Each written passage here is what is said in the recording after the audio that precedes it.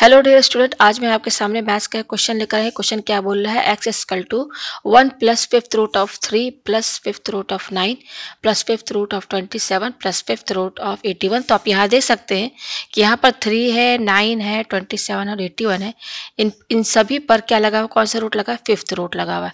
हमें यहाँ पे क्या फाइंड करना? Find 1 plus 2 upon x whole bracket power 15। इसकी यहाँ पर क्या वैल्यू है, हमें यहाँ पर ये फाइंड करना। तो चलिए मैं इस क्वेश्चन को आगे बढ़ाती हूँ। तो आपसे देख सकते हैं कि ये चीज हमें गिवन दी हुई है, ठीक है ना। गिवन हमें क्या दिया हुआ है? एक्स इक्वल टू 1 प्लस, यहाँ पे ये 3 दिया और इस पर फिफ्थ रूट लगा हुआ है। फिर ये 9 है, इस पर भी फिफ्थ रूट लगा हुआ है। प्लस यहाँ पर ये 27 है, इस पर भी फिफ्थ रूट लगा है।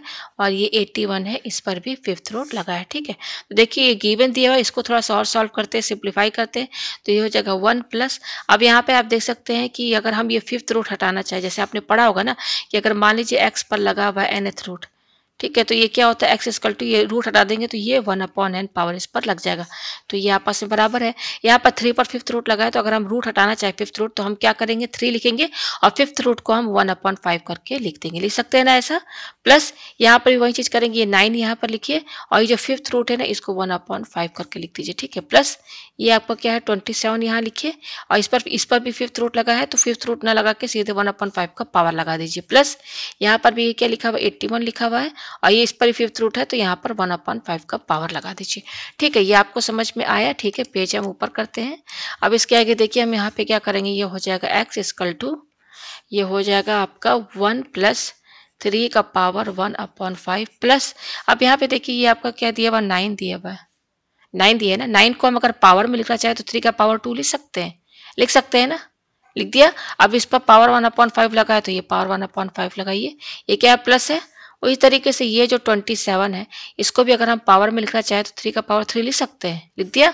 और इस पर पावर क्या लगा हुआ है? 1/5, ये लगा दिया यहाँ पर। प्लस फिर ये देखिए क्या दिया है? 81 दिया है, तो 81 को हम 3 का पावर 4 लिख सकते हैं और इस पर पावर क्या लगा हुआ है? 1/5, ठीक है। ये हो गया।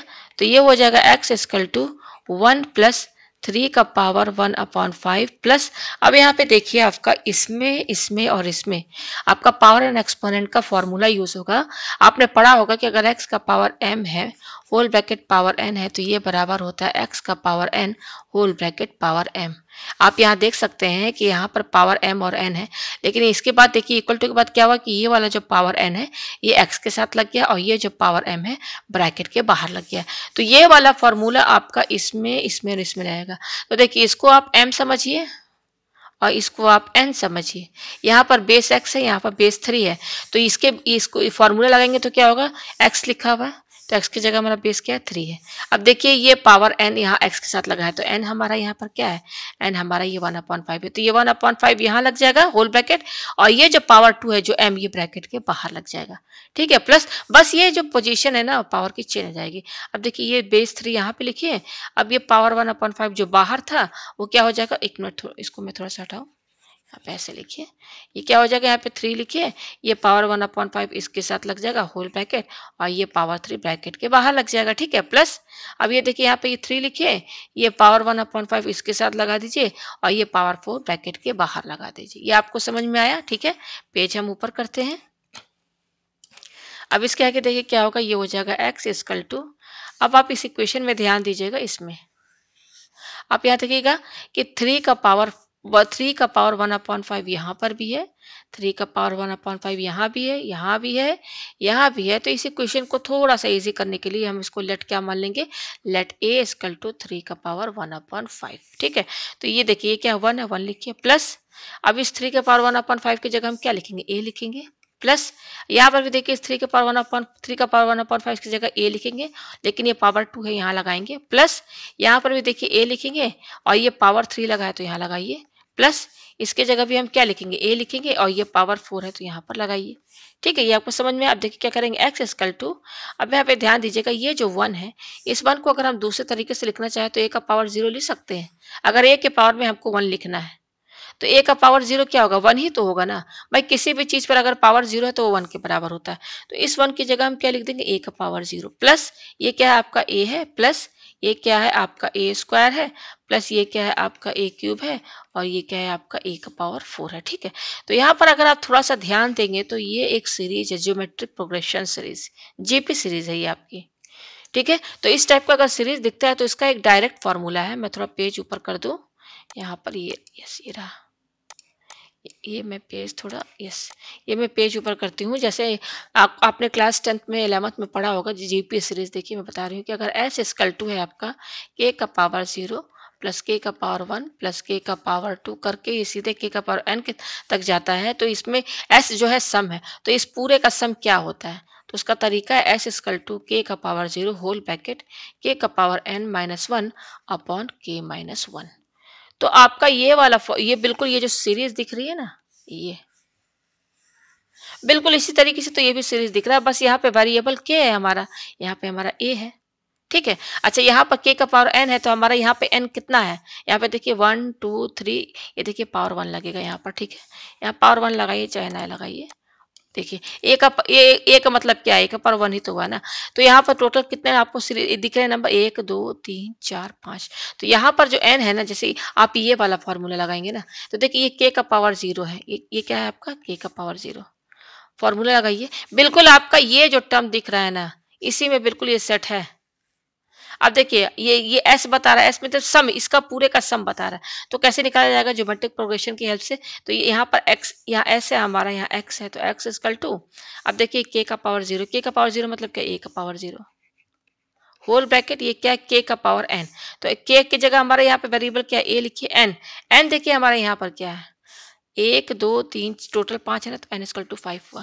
तो यहाँ पे आप क्या लिखेंगे 5, एन हमारा क्या है 5 माइनस 1 अपॉन ये क्या है के माइनस 1। तो के माइनस 1 यहाँ पे के हमारा क्या है, यहाँ पर के हमारा यहाँ पर ए है। देखिए मैं यहाँ पे लिख दूँ के हमारा ए है, तो ए माइनस 1 ये लिख दिया हमने। ठीक है, तो एक्स इक्वल टू ए का पावर 0 तो 1 ही होगा भाई, ये तो 1 के बराबर है। अब ये क्या है, ए का power 5 minus 1 upon a minus 1, और हमने ए क्या माना था, हमने ए क्या माना था, ये देखिए मैं पेज नीचे करूँ, ये देखिए हमारा यहाँ पर क्या है 3 का पावर 1 अपॉन 5 है। ठीक है, पेज हम ऊपर करते हैं, ये पेज हमने ऊपर किया, तो ए हमारा है 3 का पावर 1 अपॉन 5।